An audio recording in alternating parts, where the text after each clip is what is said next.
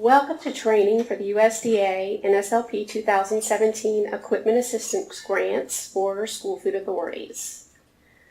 As an overview, the 2017 Equipment Grant is made available by USDA through the fiscal year 2017 Consolidated Appropriations Act.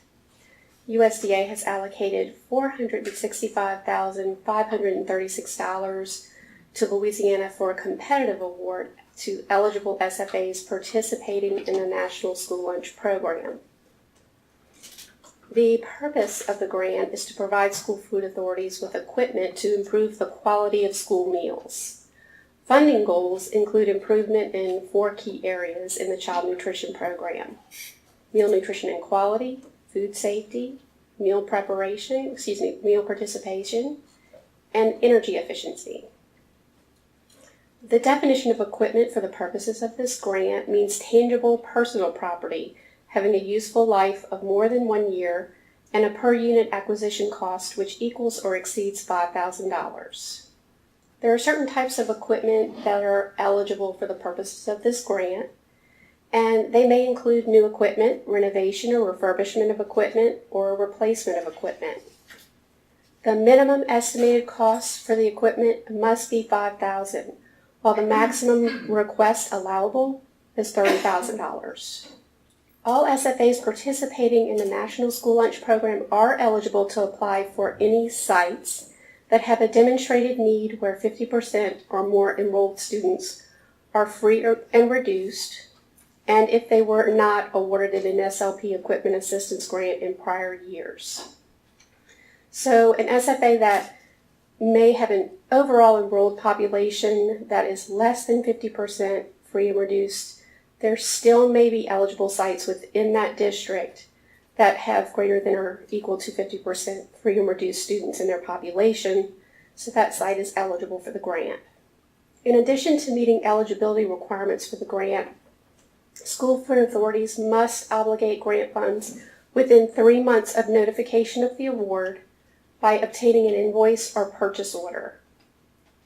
SFAs must also ensure financial ability to obligate funds for equipment prior to reimbursement of award funds by the state agency.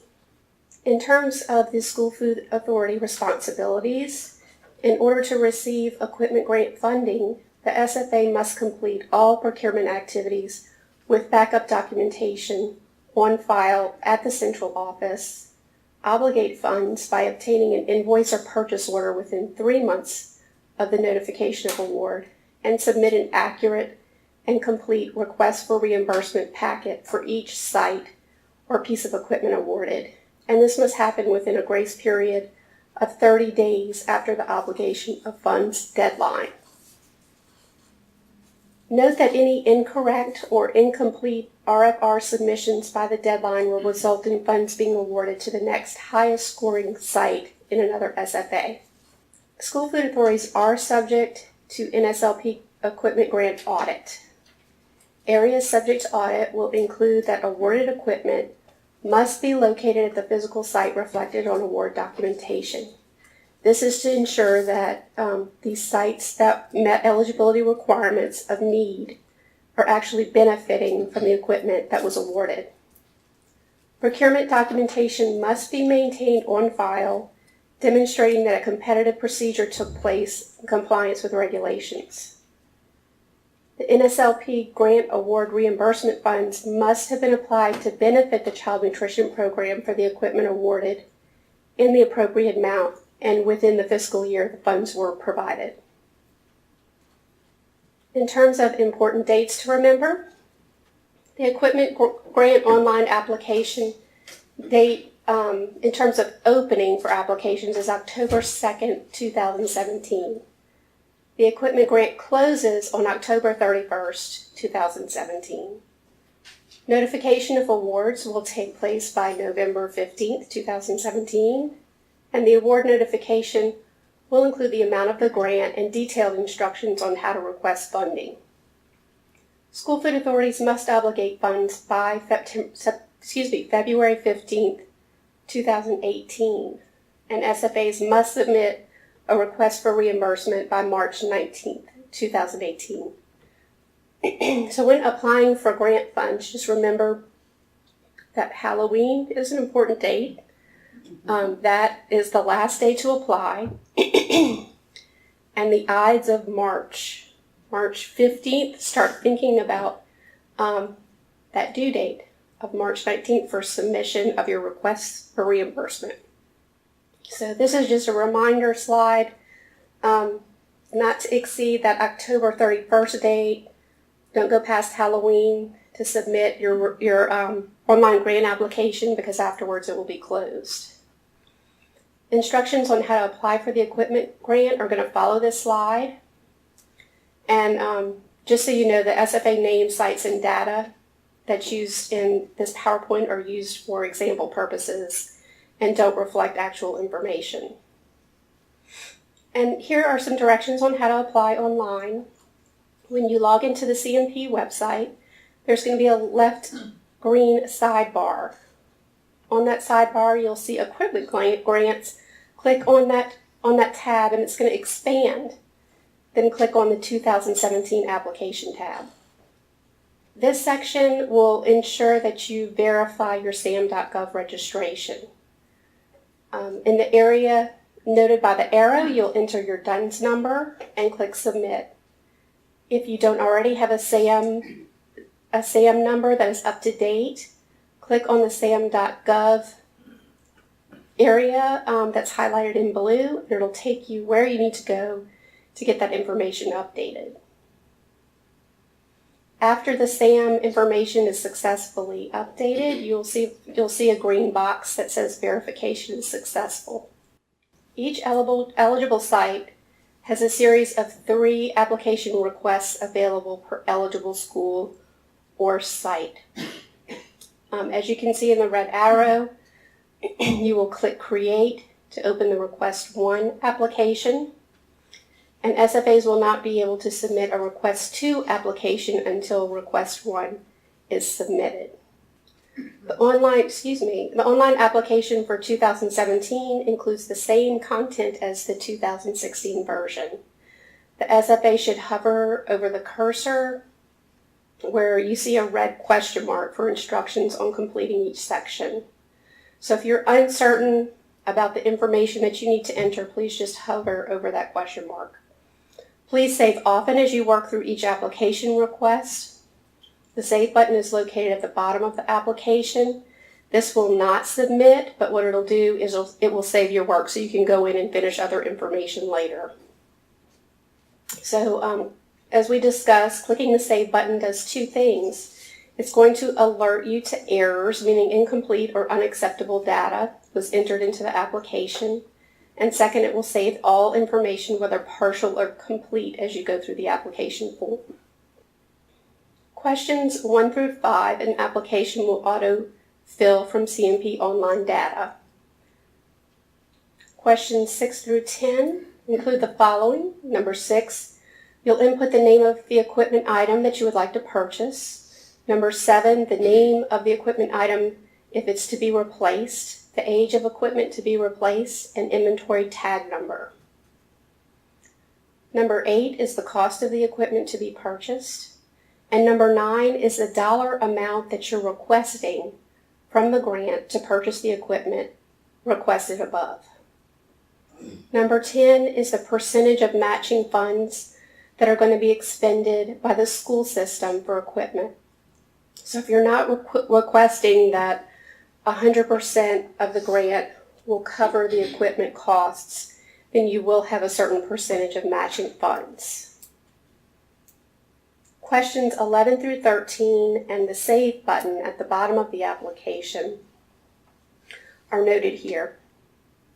So notice that you'll have to scroll all the way to the bottom of the application to save, but you should do that often.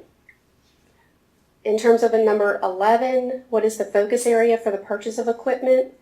You can check any and all that apply.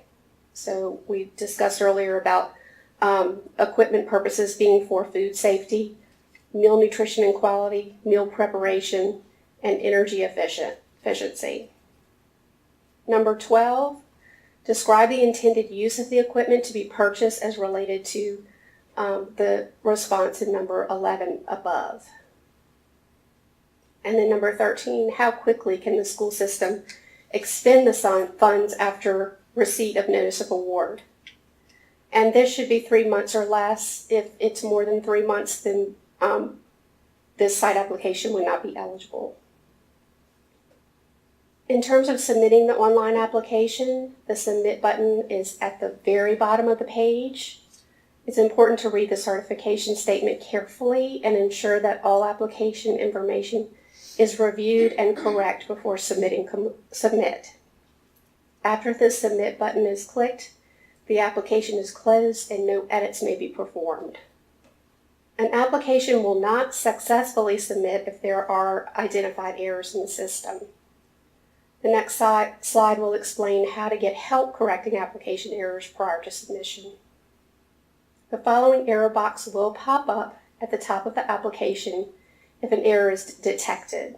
For help with corrections, hover your mouse over the exclamation point at the end of each question indicated an error.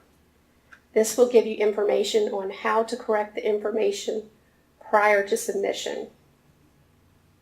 To check on the status of an application, click Back to List. That's in the upper left-hand corner of the online application form. This is an example of an application that has been saved but not submitted. So under the Request 1 column, you'll see that indicated next to that site that you've saved. In this example, request number 1 has been successfully submitted.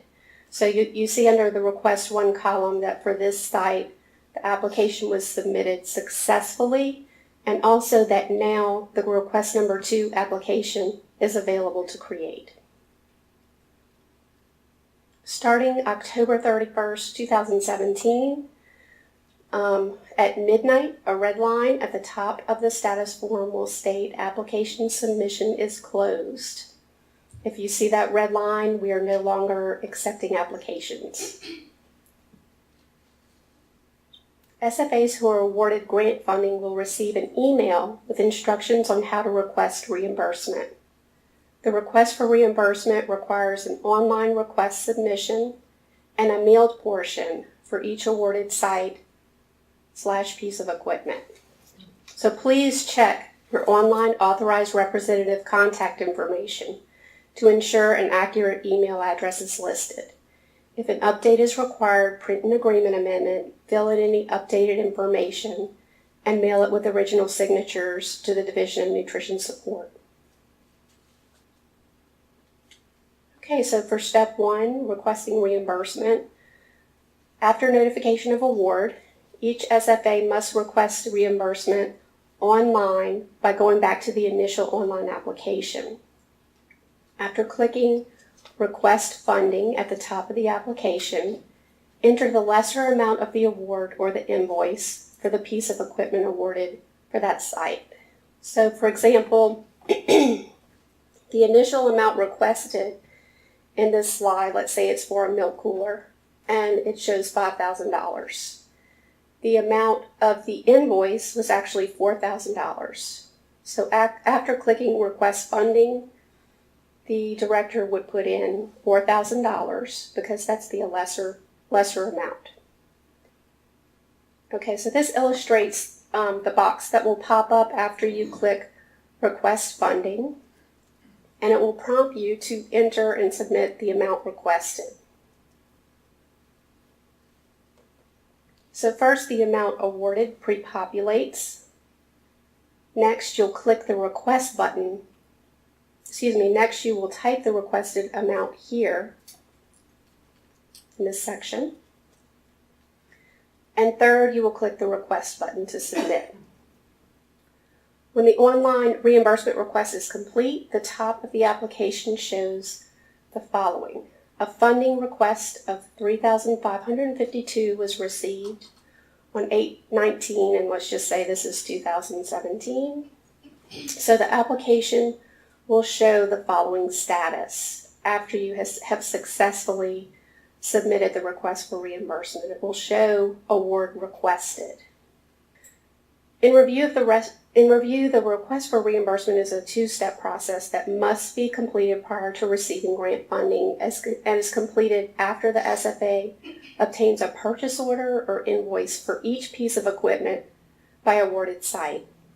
So in the first step, complete an online request for reimbursement by accessing the same application you entered initially online and submitting a requested dollar amount for reimbursement. For step 2, complete and mail written documentation with original signatures on the Attachment B request for reimbursement form, along with a copy of the purchase order or invoice. An important note, do not purchase equipment prior to receiving a notification of award.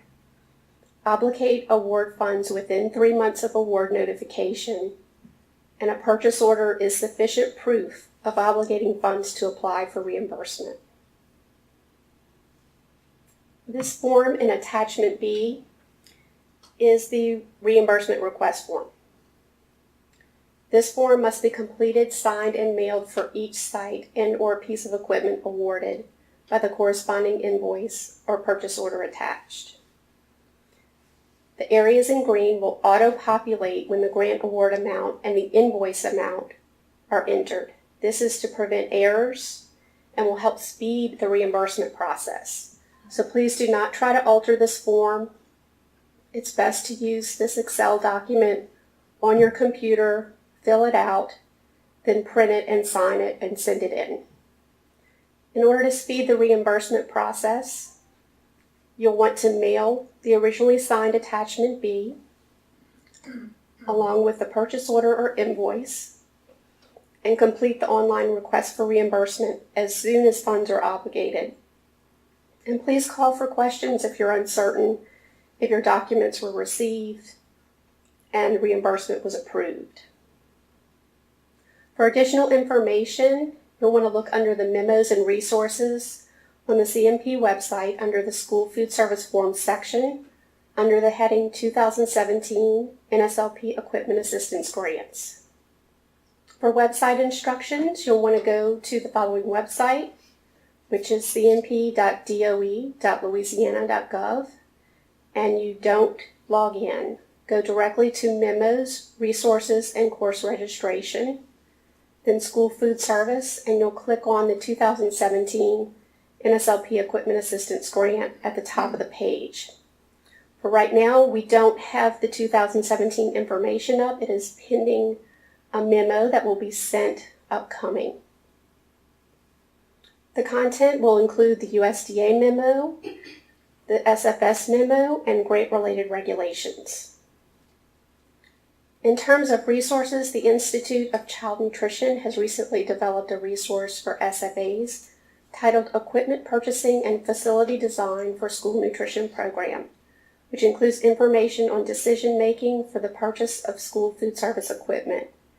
This website is available at http://nfsmi.org.